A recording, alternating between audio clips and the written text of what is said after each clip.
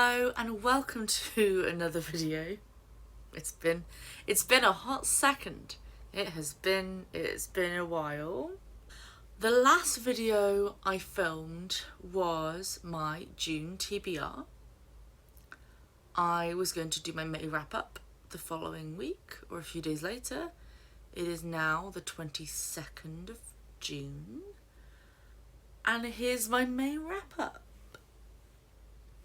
Only took me 3 weeks to film it. It has been a busy few weeks and filming has felt like a lot. You know, it just felt like one thing too many, and every week I'd be like, this is the week I'm going to film my May wrap up, and then I didn't. And here I am, finally filming my May wrap up. Thank goodness for my reading journal that I can remember the books I read, some of them nearly 2 months ago now. But yes. My May wrap-up is finally being filmed. May was actually a really good reading month. I don't know off the top of my head how many books I read, but all of them were either 4 or 5 stars. So it's a great start. All great books, all good books. So yeah, I'll stop rambling on now and let's get into the books. The first book that I read in May is Milo and Marcos at the End of the World by Kevin Christopher Snipes. I was sent this for review by HarperCollins Teen or Harper 360 YA or Harper Teen or whatever their thing is. The HarperCollins YA imprint sent me this and I loved this book. It was so good. Also, it's very shiny, so it's quite difficult to film and you get the light, so apologies for that. Milo is a high school senior whose senior year is turned upside down when an old acquaintance, Marcos, turns up at school. They met 3 years earlier at Bible camp, and they both have very different views on faith, but they bonded over the Golden Girls and they had a little history, a little bit of history between them. They start to reconnect and rebuild their friendship, which then turns into something more, but the more they do, the more apocalyptic things start happening around them, and Milo starts to wonder if this maybe isn't a sign. This book was just so good. I was really intrigued because it has those themes of queerness and faith and religion as together, and I thought they were handled really well. The difference between faith and your own faith versus sort of establishment and your family's beliefs and all of that sort of thing. I thought it was handled really well. So yeah, that's Milo and Marcos. I thought it was really great. I think this is his debut novel, but he's written other things before. So I'm very keen. I think he wrote a podcast and I'm very keen to listen to that. But yes, really great. Would highly recommend. Then I read my Buzzword-a-thon book for the month. The buzzword this month was directions. So north, south, east, west, up, down, left, right, whatever it may be. And this is technically a reread, but last time I read this, well, I was definitely under the age of 13. I can't be more accurate than that. I would say between the ages of 9 and 13 because I'd already read Northern Lights, but we hadn't moved house yet. But anyway, it was North Child by Edith Patu. So yes, as I said, I read this when I was early secondary school, maybe late primary school. Absolutely loved it and I have really fond memories of reading it, and I'd always wanted to reread it, but never sort of come across it in a cheap enough fashion, and then I saw it in a charity shop a few months ago, so I picked it up, reread it, very much enjoyed it. This is based on a Scandinavian folk tale and follows Rose, who is the youngest of 8 children, and she and all of her siblings are named after different points of the compass. Her mother is very superstitious about which way the child is facing when they're born and what that means for them growing up, and so her mother has always been afraid to have a north child, which is why she's named for the compass rose rather than for the north. And then one day a bear comes and says, if you come with me, I will save your siblings. One of her siblings has a fever. The bear says, you know, I can save them, but you need to come with me. And, you know, the story goes from there. It's a proper sort of really fleshed out fairy tale. It has all those whimsical, dark twists and turns. Lots of fairy tale sort of tropes and themes that we see a lot of, people and animals being sort of shapeshifters. We have some trolls, all sorts. And I really liked as well, something I did notice this time around that I didn't notice as a kid, is how the fairy tale aspect was linked into real people, and how some real historical figures made a little appearance, which I really, really enjoyed. Altogether, this was a lovely sort of revisit to a childhood favourite, and yeah, I had a great time. I like to seasonally pick my mugs. This is definitely a spring-summer mug, and it says Obstinate Headstrong Girl, which is very fitting for my next book that I read, which is my non-fiction pick. So each month I'm reading a non-fiction book, at least one non-fiction book, and I put it on my other side, so just give me a second. And this month I read Jane Austen, The Secret Radical by Helena Kelly. This book is pretty much what you would expect from the title. It's exploring Jane Austen's life and work, especially her work, and sort of uncovering and exploring some of the political and social commentary in Jane Austen's work. There were some really interesting things in here, a lot about pregnancy and relationships and marriage. We have this idea perpetuated by sort of Victorian ideas that Victorian morals existed for forever until the 1960s, which they didn't, and it's sort of perpetuated by Bridgerton. I think a lot of people, we all know Bridgerton isn't historically accurate, right? But I think a lot of people think that the Bridgerton approach to knowledge about relationships is historically accurate, which is not. And so I appreciated that. I thought that was really interesting. There were some things I'd never heard of, such as enclosure, which is when the British countryside was sort of divided up formally and people didn't have access to the land in the same way that they used to historically, and how that puts a kind of darker spin on some of characters such as Mr. Knightley and what he is doing. We read him as a very progressive landowner in our modern eyes, and that wasn't necessarily, although he was progressive, that wasn't necessarily a good thing at the time. And the sort of radical nature of Lizzie and Mr. Darcy's relationship, loads of really, really interesting things packed in here. Unfortunately, some of it was a little bit undermined by, well, two things really. One, I felt like the author really wanted to shock and would present things in a more shocking way than they almost were, to kind of try and provoke that reaction. And, you know, I'm sure there are a lot of Jane Austen fans who would read this and, you know, read the first introduction and be put off by the whole thing. And it felt like she was almost deliberately trying to alienate the people who just want to read a nice historical romance. And I don't know, I think there would have been room for both. And there were a couple of fictionalized bits, if that makes sense. But on the whole, really interesting. Lots of interesting things if you are looking for more of the themes to be sort of unpacked in Jane Austen's work. Especially actually the chapter on Mansfield Park.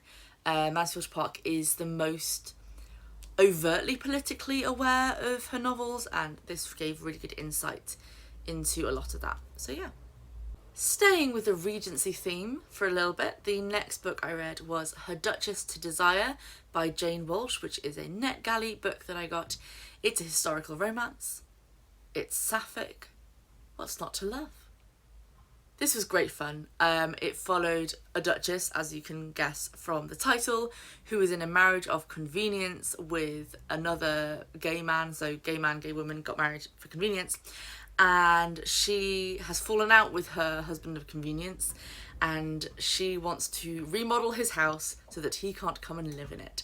So she hires an interior designer who is a single mother who is trying to make a name for herself, and, you know, slowly feelings start to change. They start to come around to each other. They start to both grow as individuals. It was great fun.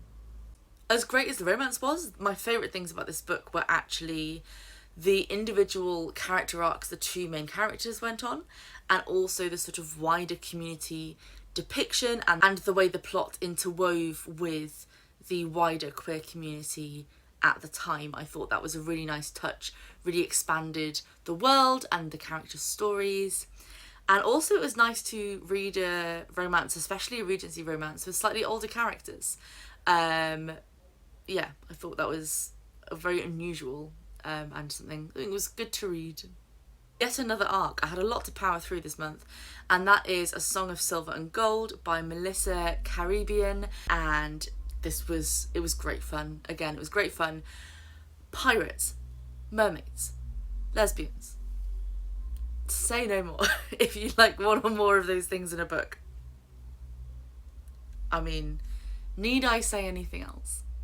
This is a retelling of The Little Mermaid, and it was really interesting the way that she brought it to life. I thought it was really great.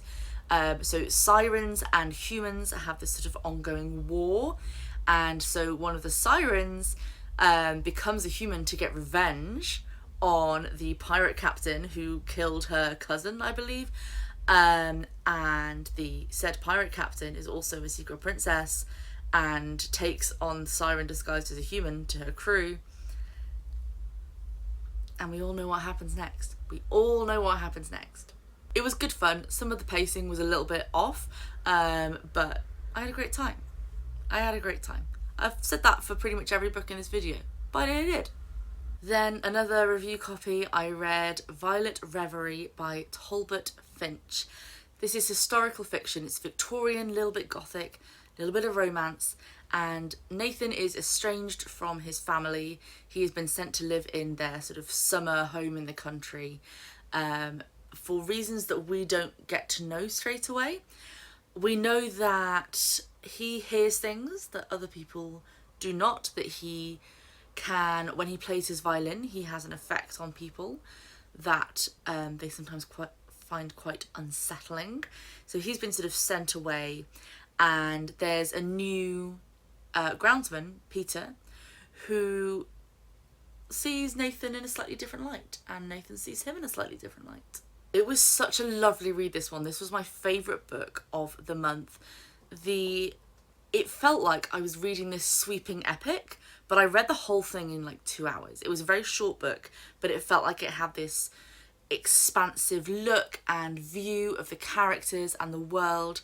All the character arcs were really, really well done. Even the plot twists you could kind of see coming, you didn't mind because they were so perfectly landed that, you know, I didn't mind if I see a plot twist coming, as long as it doesn't rely on that shock, and it never did. It was just beautifully crafted, beautifully written. I loved this book so much. And then another NetGalley book, Doublebooked by Lily Linden. I wanted to read this just in time for Pride Month, and it was so much fun. I had a great time. Again, I had a great time. Georgina, known as Gina to her boyfriend and their friends, is a piano teacher who is miserable in her job and just kind of very cynical towards the world. And one day she goes to a gay bar with her best friend and decides to audition for a lesbian band. She goes by the name of George, she gets a new haircut, she gets new clothes. She has a little bit of a will they won't they with one of the other women in the band and with a bartender at the club. And she has this double life going on, and neither of them know about the other. Of course, over the course of the story, she has to meld those two parts of her world, because she's not two people. She's not half one, half the other. She is one whole. We love it. We love it. Yes. Some of it was a bit cheesy. Some of it was a bit like, oh no, what are you doing? But I loved it. And you know, you're going through and you wanted to get her life together. She's a sort of character where you're just screaming at her to sort it out. And she does eventually, but like, eventually, you know? Then I listened to an audiobook, Equal Rights by Terry Pratchett, which was of course a reread. The new audiobooks are out. I'm slowly working my way through. And again, this is one I haven't read in well over a decade. I was definitely a child or possibly early teens, but, you know, wouldn't have been more than 14 last time I read this. And I really enjoyed it, reliving it, experiencing it. And so if you don't know, if you're not aware of the plot of Equal Rights, then the main character, Escarina, she is a wizard, but she's also a girl. There has never been a girl wizard before. There was a mix-up. She's a wizard, and it's about her claiming her place at Wizard University. And the final book I read in May was Uncrowned Queen by Nicola Tallis. I read this for my Tudor challenge. This was my Tudor book for the month. It's a biography of Margaret Beaufort. I was just skimming through what I wrote in my reading journal about this, and the first line was very interesting, if sometimes a bit dense. There is sometimes a lot of information in this book, but it was very interesting.